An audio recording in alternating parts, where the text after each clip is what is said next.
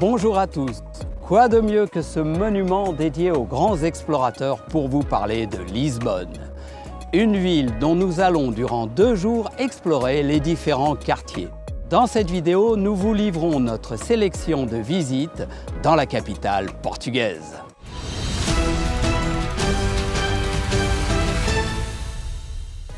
La capitale portugaise s'étend sur 7 collines, chacune portant un quartier au caractère bien marqué. Entre passé glorieux et énergie créative, elle a su conserver son âme tout en se réinventant. Bom dia, Lisboa! Cette ville ne se dévoile pas au premier regard, il faut prendre le temps de l'explorer pour l'apprécier. Dans cette vidéo, découvrez les plus beaux spots de cette capitale européenne, pas tout à fait comme les autres. Nous explorerons ses différents quartiers, ses monuments importants, les tramways ou encore le marché couvert. Notez que si vous aimez les lieux atypiques, à la fin de la vidéo, on vous en présente un surprenant. Ambiance bucolique. Voici nos impressions et nos coups de cœur de Lisboa. C'est parti pour la visite.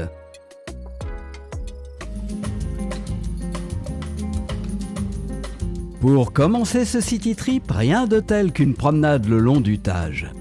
Sur ces berges où soufflent encore les vents d'antan, on sent vibrer l'âme des grands explorateurs partis d'ici à la conquête du monde. Depuis ces quais, la vue est saisissante. D'un côté, le pont du 25 avril, souvent comparé au Golden Gate de San Francisco, et en face, la statue monumentale du Christ qui veille sur la cité. En continuant vers l'ouest, nous arrivons à un monument emblématique, la tour de Belém. Ancienne tour de guet du XVIe siècle, elle gardait autrefois l'entrée du port et servait de point de départ symbolique pour les expéditions maritimes. Toujours dans le quartier de Belém, ce monastère nous impressionne immédiatement par la finesse de ses sculptures.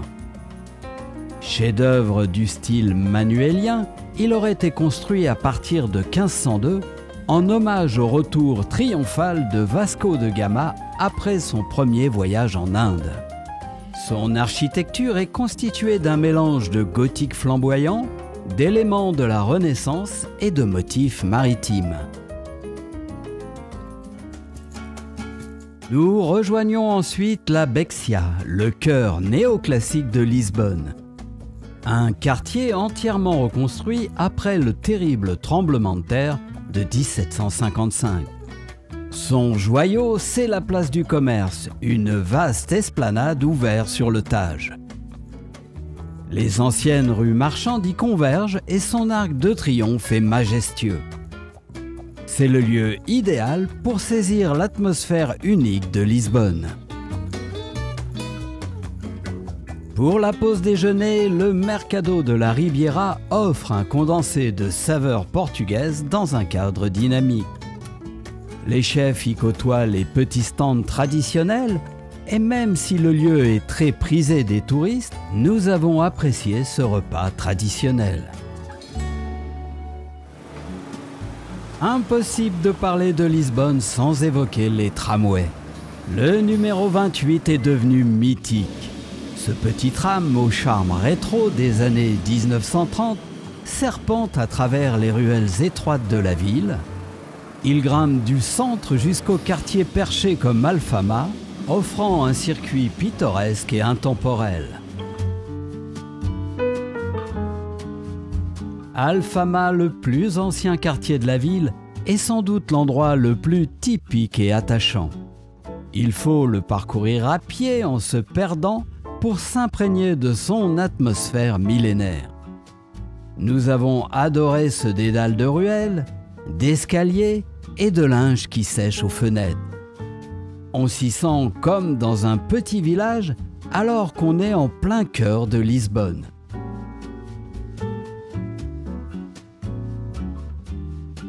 On y trouve la cathédrale Santa Maria, qui est la plus grande de la ville.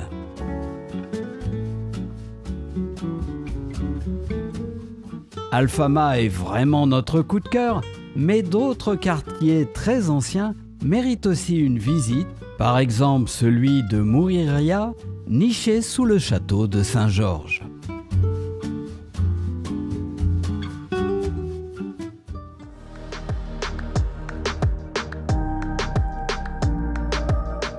Dans cette ville verticale, les funiculaires sont bien utiles pour se rendre sur les hauteurs.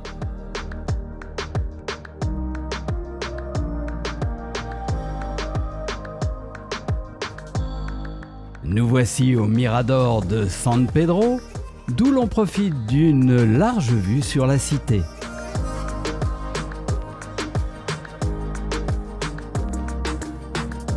Pour un point de vue tout aussi étonnant, dans un style très différent, ne manquez pas l'ascenseur de Santa Justa.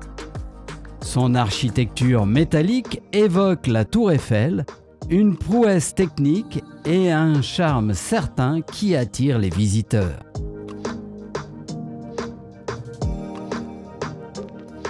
À Lisbonne, les commerces ne manquent pas. Nous avons particulièrement apprécié les boutiques traditionnelles de conserve qui font partie du patrimoine lisboète.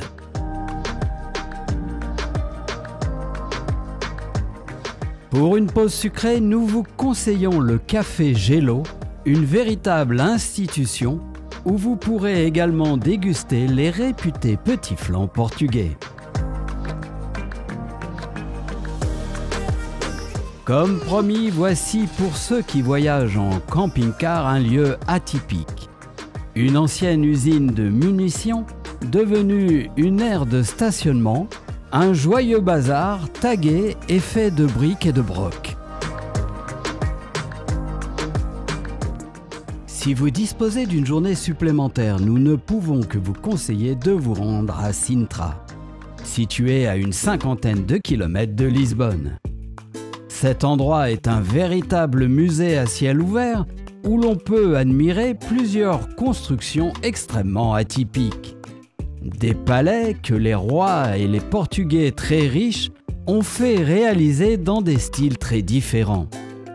Il s'agit de véritables œuvres d'art, comme le palais de Pena, une sorte de château de Walt Disney, un ensemble très éclectique composé de minarets, de tourelles, de tritons et de murailles. Une véritable curiosité architecturale à l'esthétique romantique.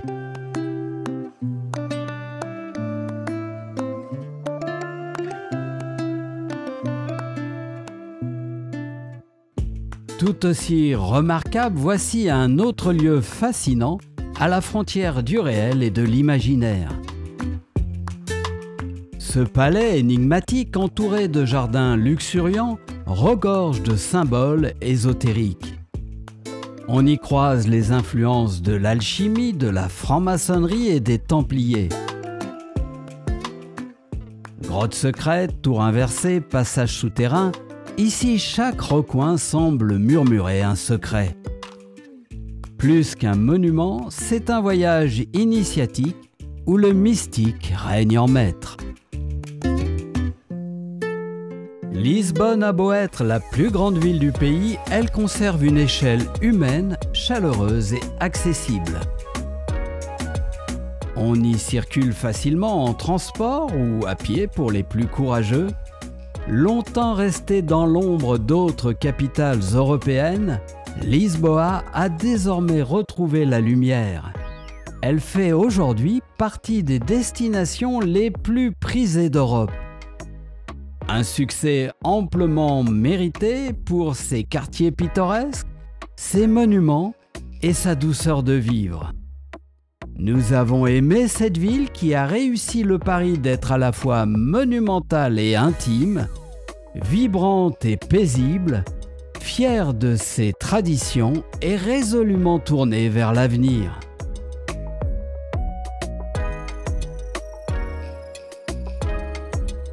Si cette vidéo vous a plu, n'hésitez pas à liker, commenter et vous abonner pour suivre nos prochaines aventures. On vous dit à bientôt pour partager de nouvelles expériences de voyage.